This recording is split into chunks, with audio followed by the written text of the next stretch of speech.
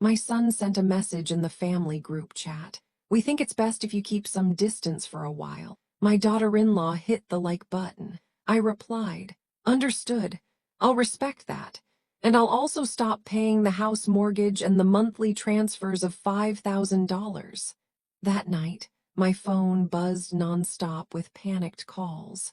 Do you know that feeling when the ground disappears beneath your feet? I was standing in the kitchen, stirring a pot of pumpkin jam on the stove, the kind with cinnamon and cloves my grandmother had taught me to make, and my son Benjamin had loved since he was a boy. The sweet, warm steam filled the kitchen, carrying the scent of happy memories. My phone vibrated on the counter. It was a notification from the family group. I wiped my hands on the light blue apron I'd worn for years, stained with the memories of countless meals, and picked up the phone. My heart was calm. Maybe Benjamin was texting to plan Sunday lunch. Or maybe my granddaughter Sophie had sent one of her drawings. At 68, those little things still brighten my day. But when I read the words on the screen, my blood ran cold. The family thinks it's best if you keep some distance. We're going through a rough time and need a little space. Just a few words enough to erase 30 years of sacrifice, sleepless nights, broken nails from sewing, and dreams I'd buried so my child could chase his own. I read the message 3 times, hoping the words would rearrange themselves into something less cruel. But they didn't. It was my son, the child I carried for 9 months, raised alone after my husband Mark died in an accident when I was 35, telling me to disappear from his life. Right below it was a blue thumbs up from Vivan, my daughter-in-law. A single careless tap as if it were just a funny video or random news article. My sister Martha was also in the group, silent. My brother-in-law, Robert, too, silent. No one said a word. No one defended me. No one asked why. Benjamin, what is this about? I turned off the stove. The jam stopped boiling, but inside me, everything still burned. I sat down on the dark wooden chair I'd brought from my mother's house after she passed, and the phone slipped into my lap. How had things come to this? I'd worked 16-hour days at the sewing factory to pay for his education. I never took a vacation because every dollar I earned went toward giving him a better life. I'd had chances to remarry. Several men had asked when I was younger, but I refused, afraid to confuse my child, wanting him to grow up knowing he was my only priority. And now at 68, with calloused hands and a back bent from years of labor, I was treated like an old piece of furniture that no longer fit the new decor. But what hurt most wasn't my son's words. It was Vivan's. Like that tiny, indifferent gesture said everything about what I meant to them. A burden. I took a deep breath. The smell of pumpkin jam still lingered in the air, but now it made me nauseous. I thought about all the times I'd bitten my tongue to avoid being called controlling, the times I'd smiled through Vivan's coldness, the times I'd pretended not to notice being left out of conversations, convincing myself it was just a phase. I picked up my phone. My hands trembled not from weakness, but from a cold, sharp anger I'd never known before. I began typing each word a decision. Understood, Benjamin. I'll respect your request. And I'll also stop paying the $3,000 monthly mortgage, the $5,000 transfers, and Sophie's $890 health insurance. I hope you both find the space you need. Love, Mom. I hit send. Then I threw the phone onto the couch, turned back to the kitchen, and dumped the entire pot of pumpkin jam, now a thick mixture of 3 generations of memories, into the trash. Because at that moment, I realized something. Love without respect doesn't nourish anyone. That night, my phone rang over and over, but I wasn't ready to answer anymore. And that's how I learned the most important lesson of my life, to value the person who values me most, myself. If you want to know how it all began, why I reached that breaking point, and what happened after that night, stay with me. Subscribe, because what comes next might make you see every relationship in your life differently. Let me tell you how I became a stranger in the very family I built. Because no one wakes up one morning and decides to be mistreated. It happens slowly, silently, like rust eating away at metal. You only realize it when it's too late. It all began 6 years ago on a March afternoon. I was sitting in the living room mending the lining of a handbag when Benjamin called. his voice full of excitement. "Mom, I met someone special. I want you to meet her, Vivian." My heart skipped. My 35-year-old son had always been private about relationships. Hearing the joy in his voice filled me with hope. Maybe he'd finally found someone to build a home with. When I met Vivian, she was beautiful, long, straight hair, neat outfit, expensive gel nails. She hugged me and said she'd heard so much about me. "You're such an inspiration," she said sweetly. Words I would later learn were hollow. The first months were fine, some dinners, lunches, polite chats, but the small signs appeared early, subtle ones, like the time I brought Benjamin's favorite chocolate-frosted carrot cake for his birthday. Vivian smiled. "That's sweet of you, Mrs. Heather, but we're trying to eat healthy. Benjamin's been going to the gym." She pushed the cake aside as if it were something shameful. Benjamin said nothing. Later came their small wedding at a rented farm venue. I offered to help, but Vivian said her mother, Selena, had it all covered. I became just a guest at my own son's wedding. Then came the requests. At first, small ones. "Mom, can you lend Vivian $800 for an online course? It's important for her job." I gave it without hesitation. 2 weeks later, "Mom, the fridge broke. Could you help with $2,500? I helped again. Then, "Mom, Vivian's car needs repairs. $3,200. I helped once more, telling myself, "My child needs me, that's what mothers do." Then came the big ask. One Thursday night, Benjamin came over looking uneasy. "Mom, Vivian and I found our dream house, 3 bedrooms, a yard, and a safe neighborhood. But we need about $95,000 for the down payment." I was stunned. That was nearly all my savings, the money from selling the small piece of land my late husband Mark had bought back in the 80s. My only security for old age. But when I looked into Benjamin's eyes, I saw Mark's warmth, his hope. I asked myself, what's the point of safety if you can't use it to help the people you love? I sold the land and handed him the money. Benjamin hugged me tight, called me the best mom in the world, said they'd never forget it. Vivian texted, "Thank you, Mom, you're an angel." 3 months later, they moved into the new house.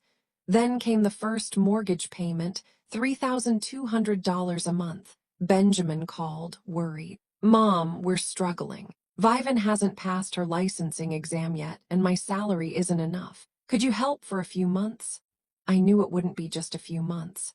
But mothers always believe because we want to believe. I agreed to cover the mortgage. Then came the monthly transfers.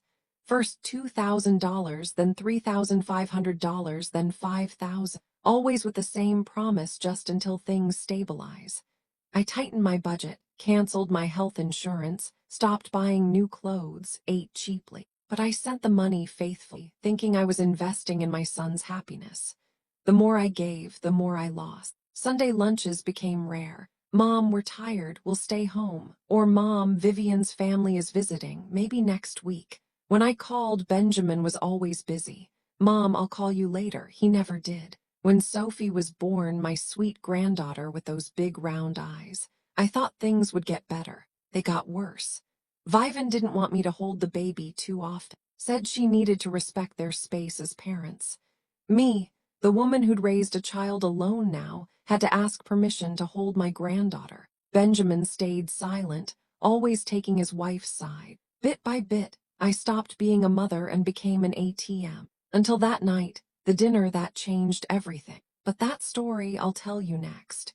Because what happened that evening was the final drop in a glass that had been full for far too long. 3 weeks before that devastating message arrived, I received an invitation, a small spark of naive hope that maybe things could get better. Vivian called one Tuesday afternoon. "Heather, we'd love to invite you for dinner on Saturday. It's been too long." Her voice sounded oddly cheerful, a little forced, but I didn't want to doubt. It had been 4 months since I'd set foot in their house.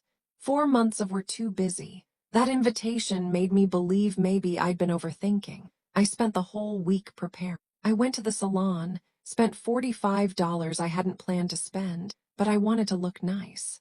I chose the teal silk blouse Benjamin once said looked beautiful on me. I bought a $68 bottle of wine because Vivian was always posting about wine online. Then I baked my special lemon pie, Not just a dessert, but a memory. When Benjamin was 7, he caught pneumonia and stayed in the hospital for 3 days. I promised him that when he got better, I'd make the best lemon pie in the world. That afternoon, I stood in the tiny kitchen of our old apartment whisking egg whites with a fork because we didn't own a mixer. When Benjamin took the first bite, his eyes lit up. "Mom, this is the best thing I've ever eaten." Since then, whenever he was sad or anxious, I made that pie. Saturday night, I arrived at their house right at 7:00 p.m., holding the pie carefully in both hands, my heart beating faster than usual. Vivian opened the door wearing pink fluffy slippers. She hadn't even changed sweatpants, loose t-shirt, hair, and a messy bun. "Hi, Mrs. Heather, come in." No hug, no genuine smile. I stepped inside. The house smelled of takeout pizza boxes stacked on the counter. Pizza. They'd invited me to dinner and ordered pizza. "Sorry, we've been busy. Didn't have time to cook," Vivian said without looking up, then went back to scrolling on her phone. Benjamin came out from the laundry room, drying his hands. "Hey, Mom." A quick cold kiss on the cheek. "Make yourself comfortable." I stood in the living room holding the pie and the wine, feeling out of place.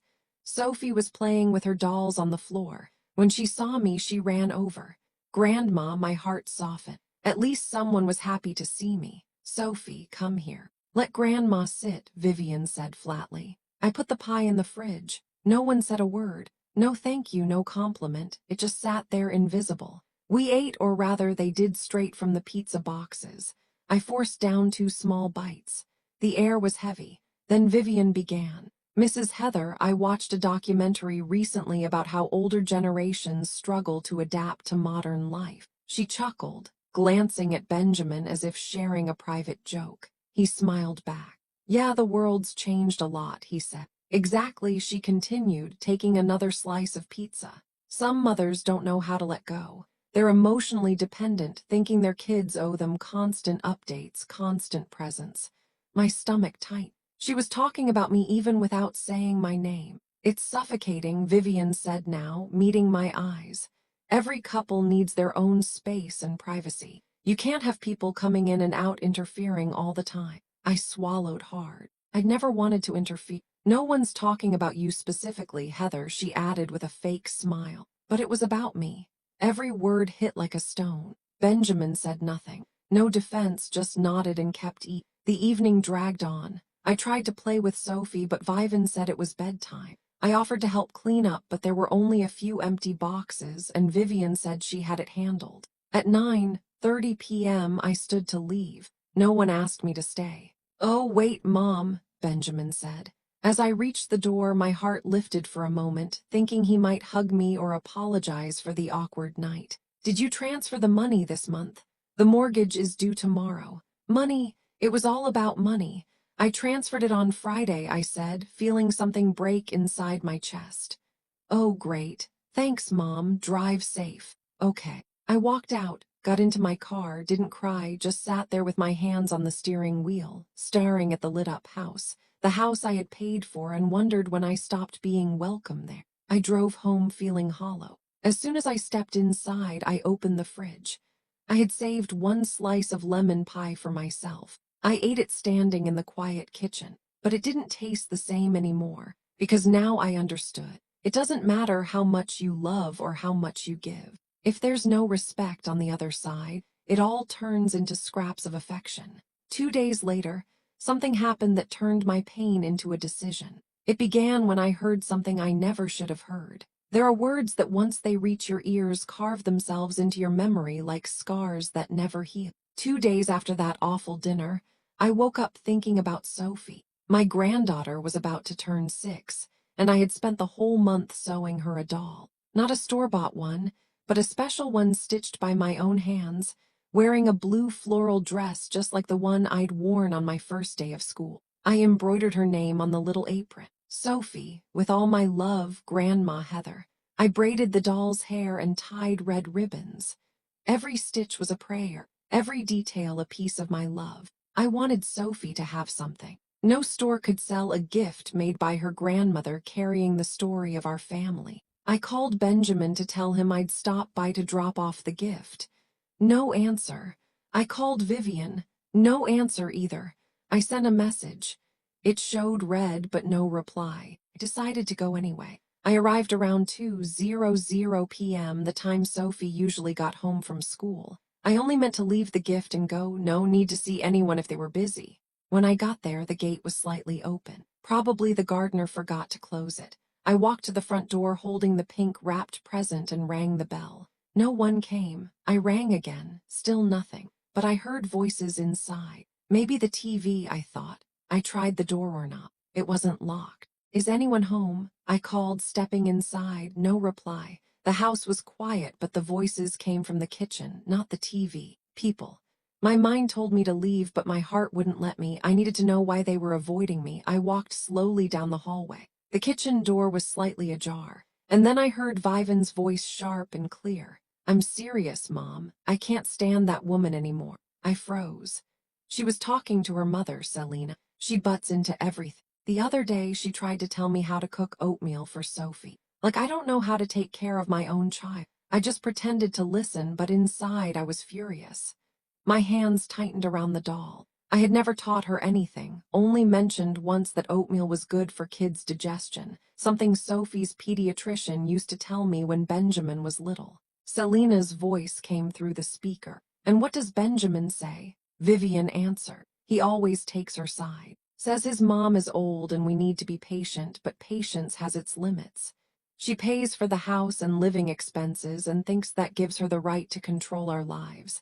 My legs trembled. Then I heard Benjamin's voice. Vivi, hang up. Call your mom later. Okay, almost done, Mom, I'll call you back. Then Benjamin's tired voice. You should be more patient. She's lonely. We're all she's got. Vivian replied. That's exactly why she clings to us. It's not healthy. She needs to go out, make friends, join a senior center or something. Senior club. As if I were some burden that needed to be kept busy so I wouldn't bother them. You know how she is, Benjamin murmured. Then why don't you do something? Vivian snapped.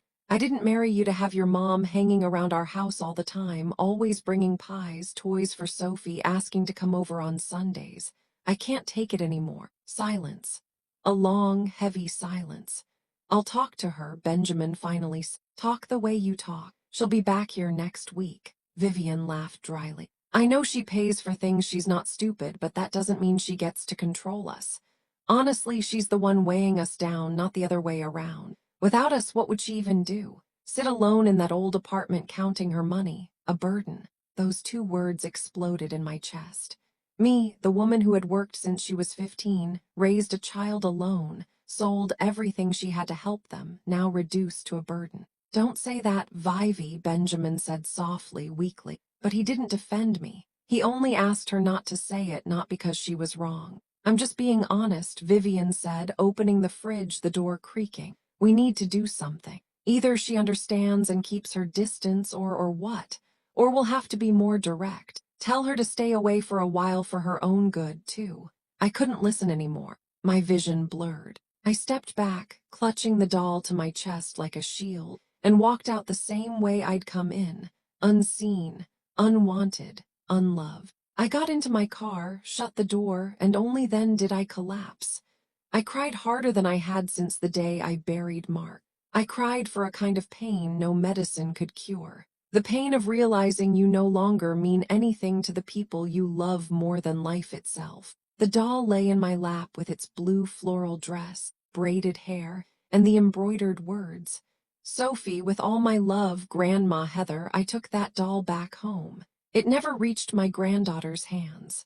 For the next 3 days, I locked my door and lived in silence, letting a part of me die, the part that still believed I had a place in that family. But you know, when something dies inside you, sometimes something else is born. What rose within me was something I never thought I'd have the courage to feel clarity. 3 days.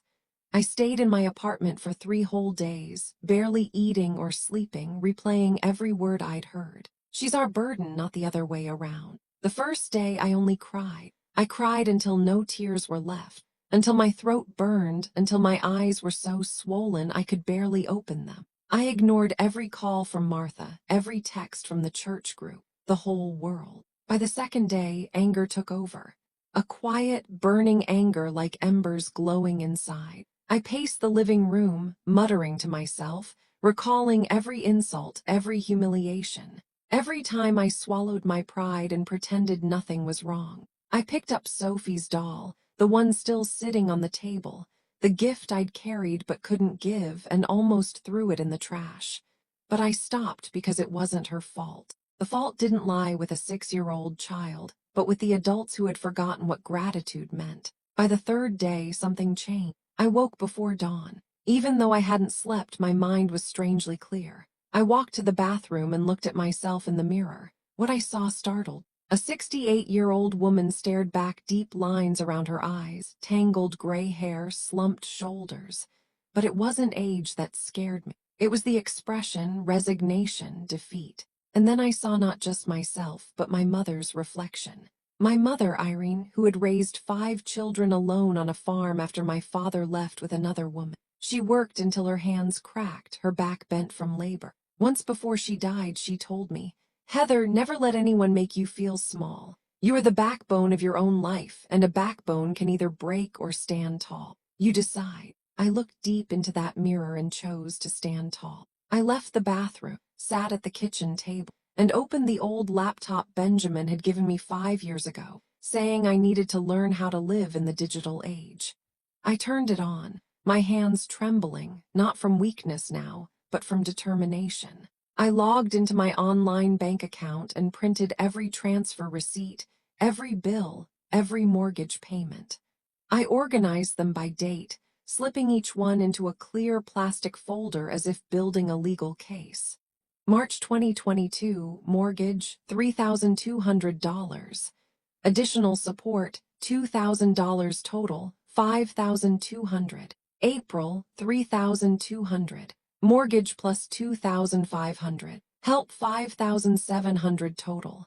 May $3,200 plus $36,200 total. I added month by month, year by year. The numbers grew from 5,000 a month to 8,000, sometimes 9,000 when there were emergencies like fixing the air conditioner, car repairs, or Sophie's tuition. When I finished, my stomach twisted. $267,000 in 3 years.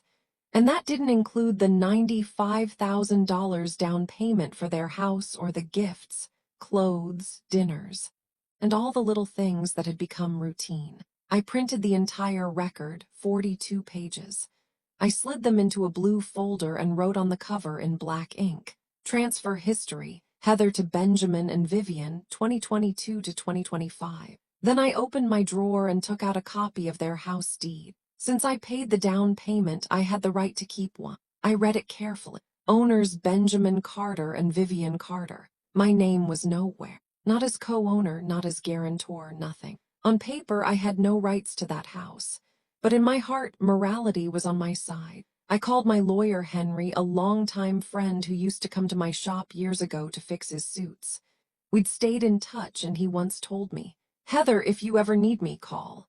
And this time, I truly needed him. "Hi, Henry, I need to see you right away." That afternoon, I went to his office.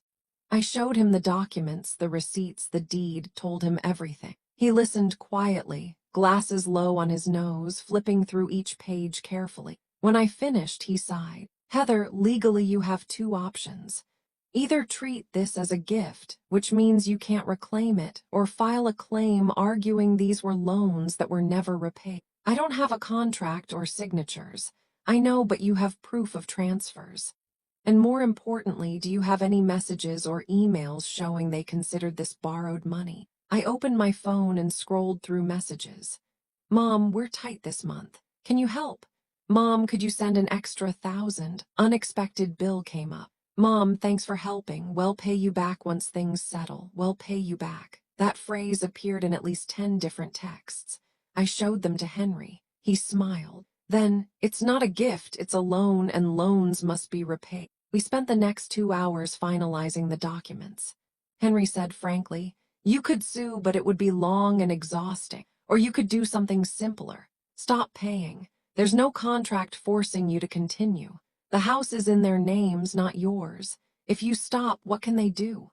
Nothing." At worst, they could accuse you of breaking a verbal agreement, but with these texts, you can show they're the ones who broke their promise to repay. You're in a stronger position than you think. I left Henry's office with the blue folder in hand and a certainty in my heart. I wasn't a burden. I was the porter's siding foundation. And when a foundation is mistreated, it can be removed. In the days that followed, I organized everything, took photos of every piece of evidence, saved all the messages, preparing as if setting up a chessboard. I knew I was about to make my final move, but before acting, I had to wait because I knew Vivian wouldn't stay quiet. She'd push back and Benjamin, weak as always, would follow. I just didn't expect it to happen so soon. 5 days after meeting with Henry, my phone buzzed. A notification from the family group. That's when everything began to change. That afternoon, I was sorting my sewing supplies, thread spools by color, buttons by size, needles tested one by one. The task calmed me, hands busy, mind focused. Since meeting Henry, I'd been sleeping better, not because the pain was gone, but because now I had a plan and action I'd learned was the best medicine. The phone sat beside a spool of white thread. When it buzzed, I didn't rush to check. Probably an ad or maybe Martha sending another cooking video, but it buzzed again and again. I finally looked. It was from the group Carter family, the one Benjamin had created when Sophie was born to keep everyone connected, though no one ever really talked there. Just birthday wishes and flower photos. I read the message.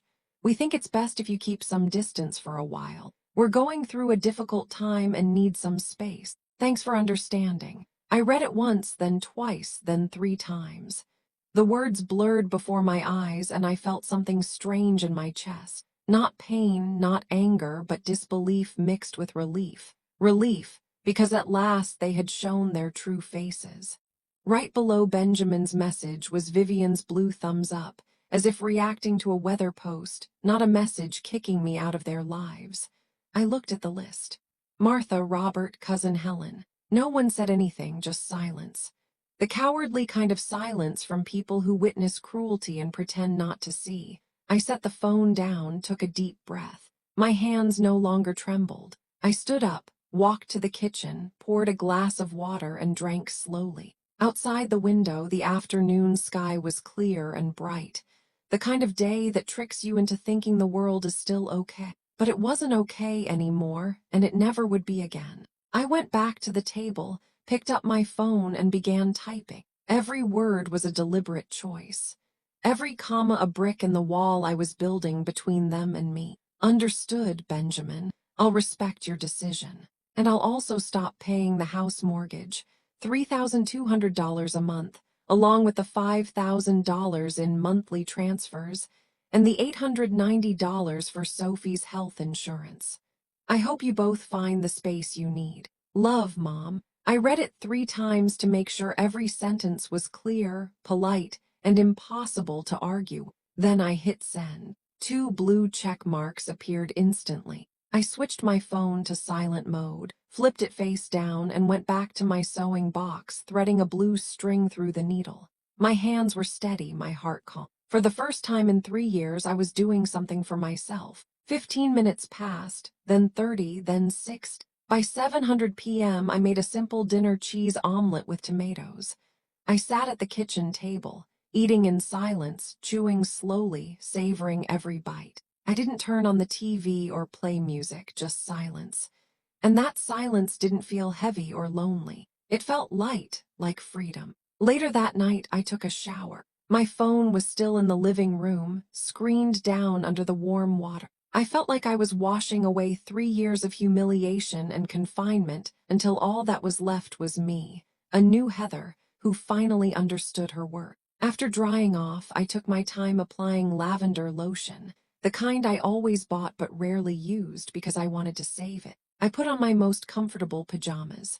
It was close to 11 p.m. when I went back to the living room and saw the phone. It was vibrating nonstop, sliding back and forth across the table from all the incoming notifications. The screen lit up, then went dark, then lit again like a frantic heartbeat. I picked it up. 47 missed calls. 23 from Benjamin, 15 from Vivan, 9 from unknown numbers. Probably them calling from different phones once they realized I wasn't answering. Then came the messages. God, so many messages. Benjamin, Mom, I need to talk to you right now. Mom, please answer. Mom, don't do this. Mom, I didn't mean it that way. Mom, we need to talk. It was just a misunderstanding. Then Vivian, Heather, this must be a misunderstanding. We only asked for some time. We didn't mean for you to stop helping. Can we talk calmly in the morning? Benjamin again. Mom, please pick up the phone. Mom, please pick up the phone. Mom, we can't pay the mortgage without your help. Mom, please don't do this to us.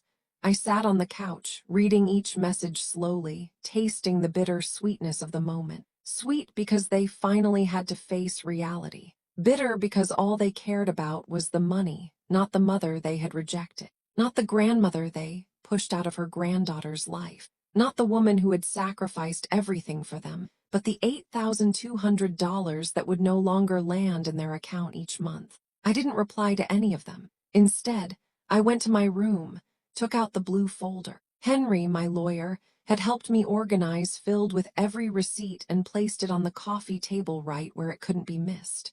I wrote a small note in blue ink, my handwriting steady. As you asked, I'll stay away. Please respect my decision as I have respected yours. Don't knock. Don't call. When I'm ready to talk, if I ever am, I'll reach out, Heather. I folded the note and slipped it into my purse because I knew they'd come. And I was right. The next morning around 8:30, the doorbell rang nonstop for 20 minutes straight. I was sitting in the kitchen eating buttered toast and sipping coffee, listening to the relentless sound echo through the apartment. And for the first time in years, I smiled. Because if someone demands space, they need to learn how to live in it. The bell rang for the 17th time. Yes, I counted. I sat at my small table, biting into toast with strawberry jam, drinking my coffee slowly, listening to the bell like it was a song. Between the rings, I heard Benjamin's voice. Mom, I know you're in there. Please open the door. Then Vivian, trying to sound calm. Heather, we just want to talk. It doesn't have to be like this. It doesn't have to be like this.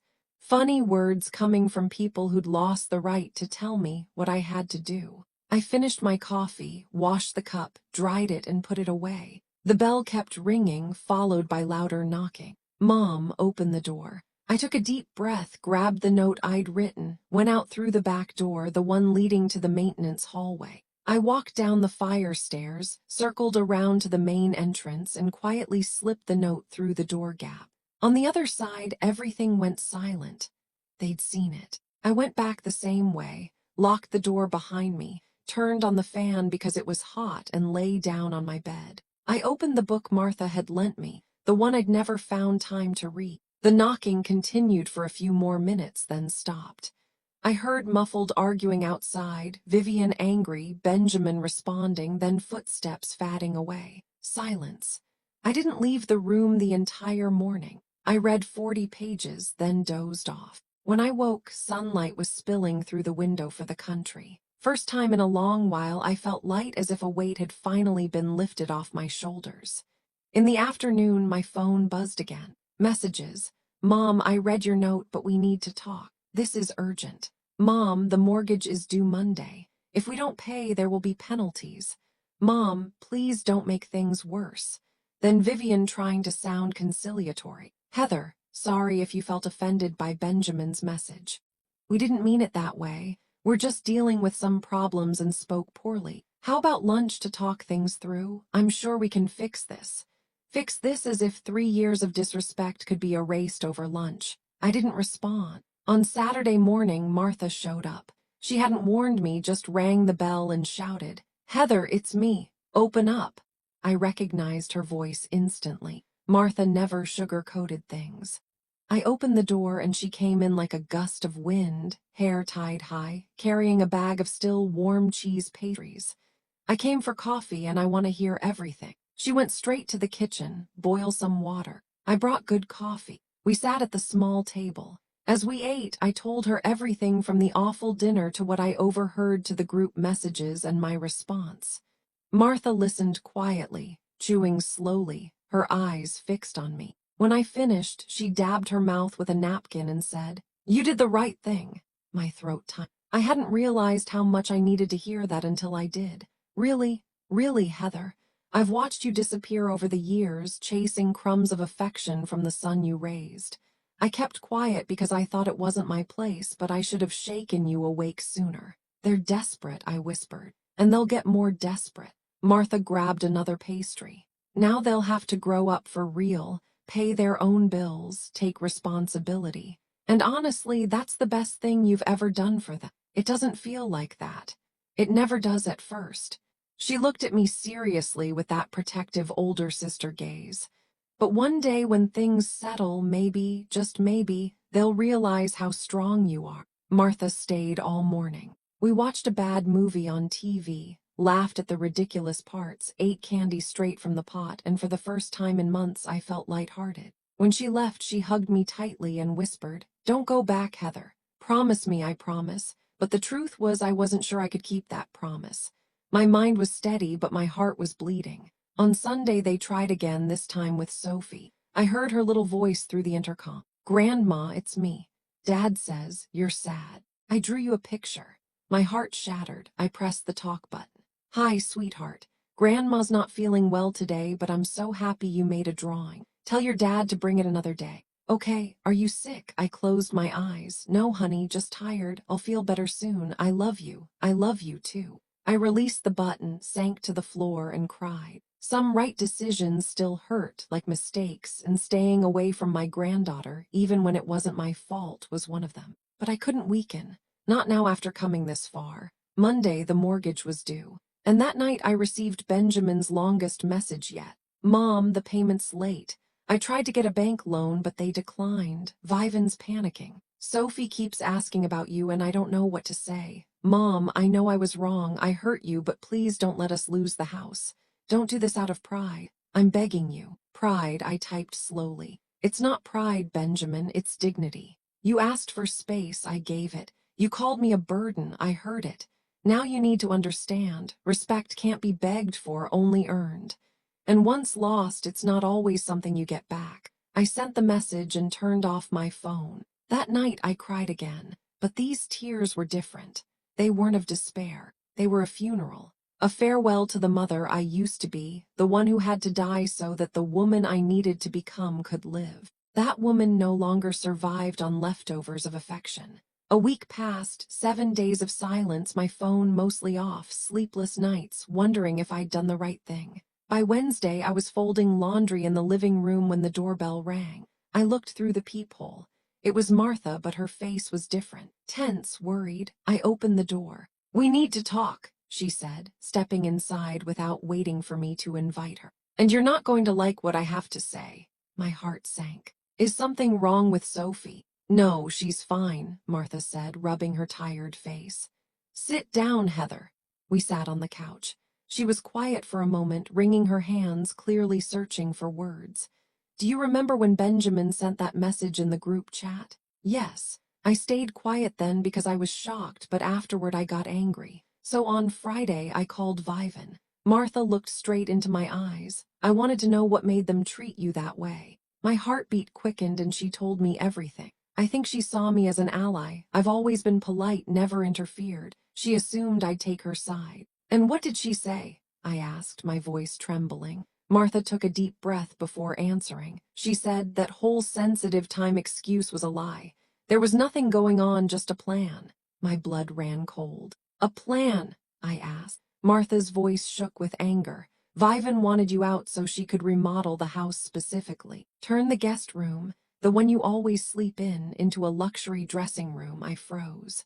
"A dressing room," Martha continued, her tone dripping with disgust.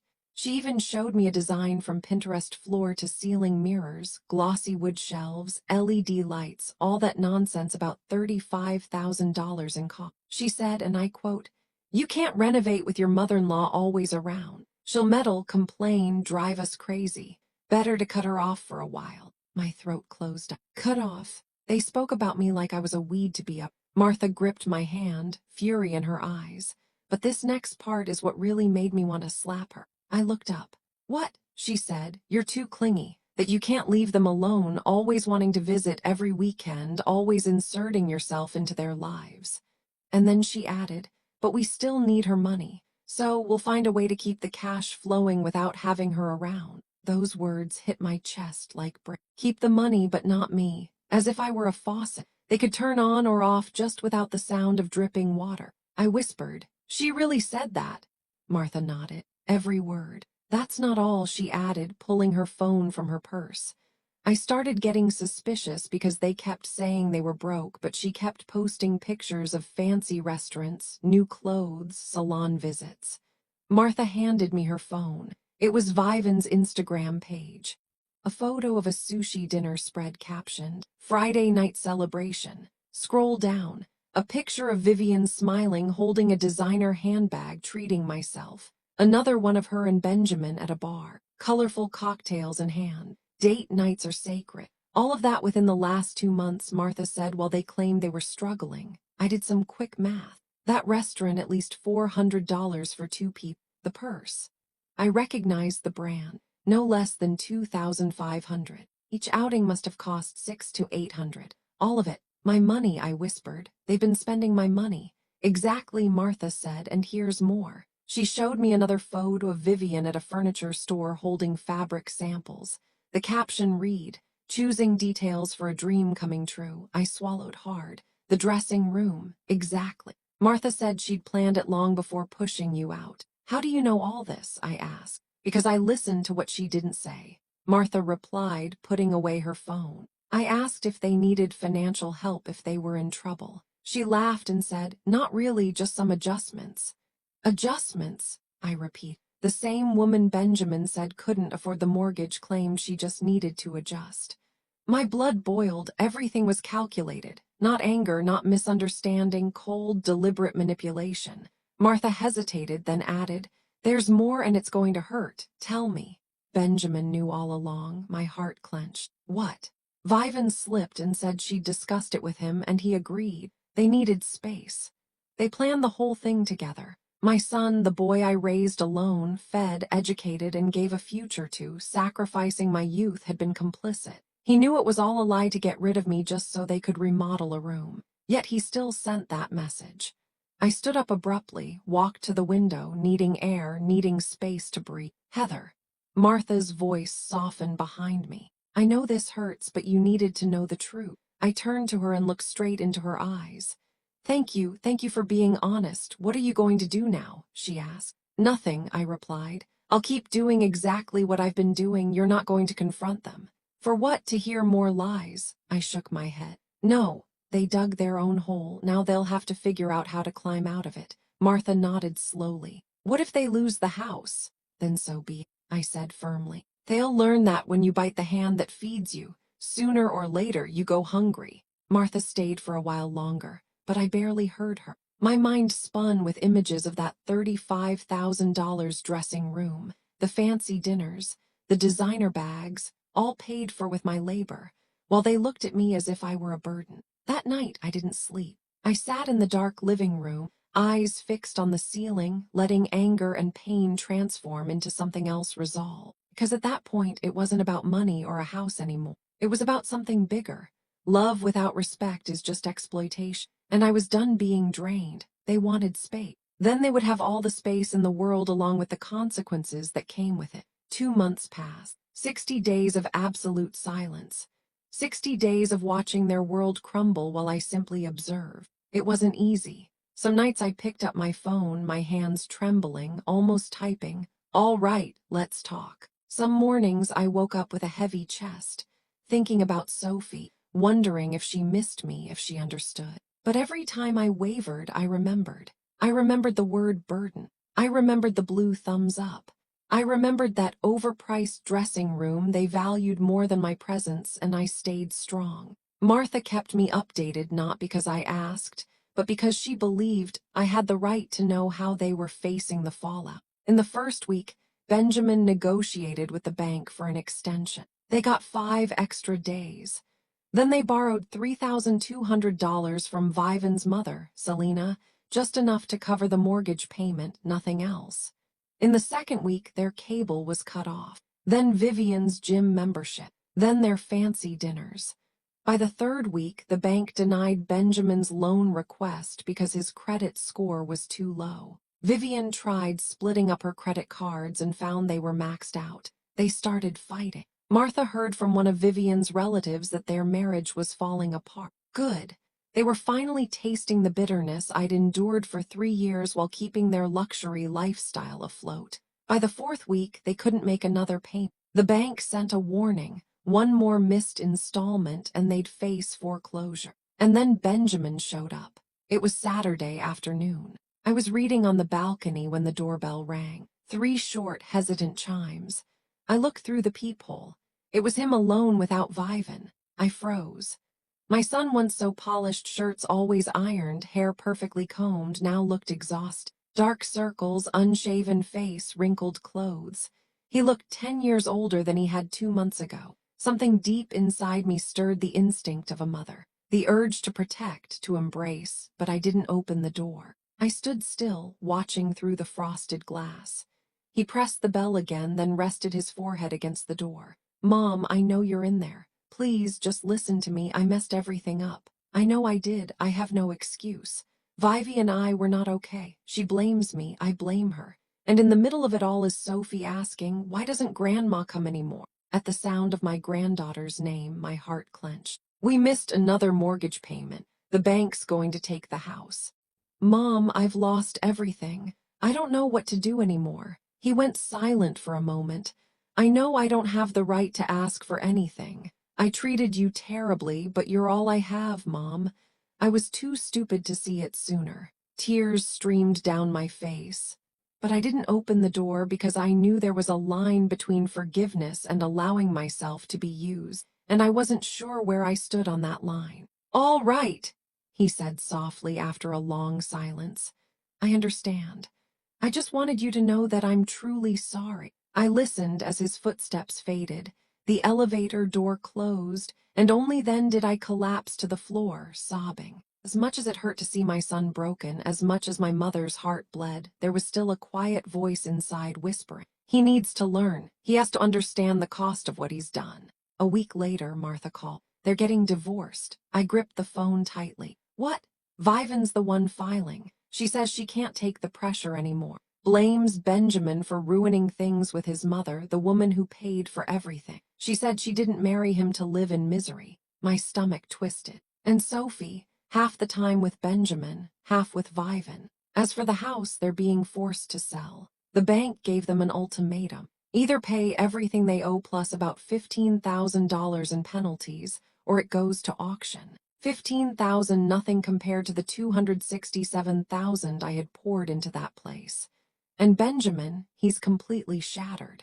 According to Vivian's relatives, he's still in the house, barely getting out of bed, took a leave from work due to depression. I hung up and stared at the wall. My son was falling apart. A part of me wanted to run to him, to hold him, to say I'd fix everything. But another part, the one that had learned self-respect, whispered, "You can't save someone who doesn't want to save themselves. You can't love for them." I lived in that tugafor for days until one Thursday night, my phone lit up with a new message. It was from Benjamin, but it wasn't his voice. I opened it and heard Sophie's sweet, gentle grandma. "Daddy said I could send you a message. Daddy's really sad. He cries every day. I'm sad too because you don't come over anymore. Don't you love me anymore? The world stopped. Don't you love me anymore?" A 6-year-old child thinking she'd done something wrong, that her grandma stopped loving her. That night, after 2 months of silence, I called Benjamin. He picked up immediately. "Mom," his voice cracked, full of hope. "Let's talk," I said. "At my house, not yours. Tomorrow afternoon, 3:00. Come alone, I'll be there." "Thank you, Mom. Thank you." For I hung up before he could finish. I'd listen, but this time it would be on my terms. In my home, under my rules. If he wanted a second chance, he'd have to earn it. Because a mother's love may be endless, but self-respect is not negotiable. I had learned in the hardest way possible that once respect is gone, even the deepest love becomes a chain, and I had chosen freedom. Now it was time to see if he would choose responsibility. Friday afternoon, right at 3:00, the doorbell rang. I was sitting in my sewing chair, hands folded on my lap, back straight. I had rehearsed this conversation dozens of times in my head the night before. I knew what I would say, how I would say it, and most importantly, what I would no longer accept. I opened the door. Benjamin stood there holding a paper bag. I recognized the smell: pumpkin bread, the kind I used to bake for him. "Hi, Mom," he said softly, his voice shaking. "Come in." He stepped inside slowly, as if walking into sacred ground. He looked around the room where he'd grown up, at the photos on the wall, the couch where we used to watch movies together. "Sit down." I pointed to the chair across from me. He set the bag on the table. "I tried making it like you do, but it's probably not as good." "Benjamin," I interrupted calmly. "The pumpkin bread isn't why you're here." He swallowed hard. "I know." "Then say what you came to say." He took a deep breath, hands trembling. "These past 2 months have been hell, Mom. Not because of losing the house or the money, but because I realized what I did to you. When everything fell apart, Vivian showed her true self. She blamed me, said I was weak, said I should have kept you close like you were an investment I'd mismanaged." I stayed silent, letting him speak. "That's when I understood she never respected you. And worse, I let it happen. I saw her belittle you, mock you, push you away, and I did nothing." "Why?" My voice was cold. "Why is it easier to be complicit than to defend?" He bowed his head. "Because I was a coward, Mom. You raised a strong man, but I chose to be weak." The air between us grew heavy. When I sent that message, I thought I was being mature, independent, but really I was selfish and cruel. He looked up, eyes red. "Because pushing you away was easier than standing up to Vivian." "And what about the dressing room?" I asked. $35,000 for that luxury nonsense while claiming you couldn't afford to live." His face went pink. "You know about that?" "I know everything, Benjamin. The design plans, the fancy restaurants, the designer handbags. I know you spent every cent I sent while lying about struggling." He covered his face and sobbed. Not the restrained cry of a grown man, but the raw, broken sound of a child. "I'm sorry, Mom. I'm so sorry." A part of me wanted to rise and hold him, but the other part, the one that had learned self-respect, kept me still. "Sorry isn't enough, Benjamin. Sorry doesn't bring back $267,000. Sorry doesn't erase the word burden. Sorry doesn't wash away the humiliation." He looked up, face wet with tears. "I know I can't fix everything, but I have to try. I've learned my lesson." "What lesson?" "That family isn't about money. That love isn't about convenience." He nodded, sobbing. "You were the only one who was always there my whole life, and I threw that away. For a woman who left me at the first sign of trouble, for a house I'm about to lose, for a life that was never real." I sighed. "What do you want now?" "Forgiveness," he said softly. "That's all. I'm not asking for money or for you to save the house. I just want a chance to earn back your trust, even if it takes years." I stood and walked to the window. Outside, people went about their lives, each carrying their own pain. "Do you know what the worst part of all this is, Benjamin?" "What is it?"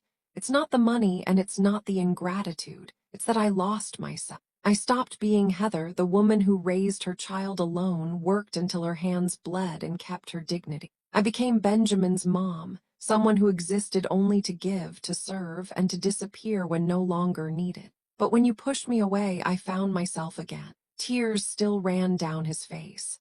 I continued. "I started painting again, going out with friends, eating alone at restaurants for the first time in my life, and I found it pleasant. I bought new dresses, read 4 books, took a trip to the beach with Martha. I lived, Benjamin. For the first time in years, I truly lived without worrying who needed me, without saving a few hundred to send you." "Mom, I'm sorry." "I forgive you," I said, and I saw relief soften his face. "But forgiveness doesn't mean forgetting, and it doesn't mean everything goes back to the way it was. I understand. I'm not sure you do." I turned back to the table and sat down. "I have a proposal, non-negotiable. Over the past 3 years, I've spent $267,000 plus $95,000 for the down payment on the house. That's a total of $362,000. I want a contract acknowledging that debt." "Mom, I can't pay that much." "Let me finish." My tone stayed calm. "You'll repay 60% over 5 years, about $217,000, which means roughly $3,620 a month. If you manage that, the debt is settled. If not, the house will be sold and I'll take my share. The remaining 40% I'll forgive as a gift if you keep your word." He went quiet, thinking. I continued. I want to see Sophie again, but on my terms whenever she wants to visit me, not when someone decides it's appropriate. I won't accept love that's conditional anymore. She really loves you. She asks about you every day. Then let me love her without interference, without control. All right. And finally I said, I won't support you financially anymore. You're 35, Benjamin. It's time to stand on your own. If it's a real emergency, health or safety, I'll help. Restaurant meals, handbags, home repairs, you handle those yourself. He nodded, swallowing hard. I accept everything. Good. Meet with Henry on Monday. He's prepared the contract. You'll sign it and then we move forward. He stood exhausted, but somehow lighter, as if a weight had been lifted. Mom, can I hug you? I hesitated, the wound still fresh, but then I opened my arms. He hugged me tightly, the kind of hug a lost child gives when they finally find their way back, clinging to a lifeline. I'll do it right this time, I promise. I hope so, I said quietly, because this is your last chance. 6 months have passed since that day. Benjamin signed the contract. He couldn't keep the house, so he sold it. From the sale, he paid me part of what he owed, $140,000. The rest he's paying gradually, $2,500 a month, sometimes late but still paying. He moved into a smaller, simpler apartment. Sophie lives with him during the week, and she actually seems happier. Less tension, fewer fights. Vivan disappeared. She remarried, this time to a wealthy man. Benjamin and I have lunch together once a month. He calls every week, not asking for money, just checking in, sometimes asking for advice, and I give it when I feel it's right. And Sophie, she sleeps over at my place every Saturday night. We bake cookies, watch movies, sew dolls. On those nights, I feel as if I've recovered the most precious thing I ever lost, real connection. Last week, she asked me, Grandma, why don't you come over anymore? I sat down, held her small hand, and told her the truth gently in a way a 6-year-old could understand. Because sometimes, sweetheart, we have to stay away from people who don't treat us well. Not out of anger, but out of love for ourselves. What about now? Now everything's okay because your dad has learned that love means respect. And I've learned that I can still be happy on my own. Today, as I write this, I'm sitting on my apartment balcony. There's a new painting on the wall, one I painted in art class. It's not perfect, but it's mine, and that's enough. After nearly 69 years of life, I've learned one thing. Unconditional love doesn't mean accepting unconditional disrespect. You can love someone deeply and still say no, still set boundaries, still choose peace for yourself. I've forgiven my son, but I'll never again become the mother who forgot herself and lived on scraps of pity, because I've learned love without respect is a prison, and I've chosen freedom. And what about you? Have you ever had to set a boundary even when it broke your heart? Share your thoughts in the comments. Your story might give someone else the courage to love the right way. And if you'd like to keep hearing stories about love, family, and the lessons life teaches us, stay with me. Let's keep walking this journey together, learning how to love without losing ourselves.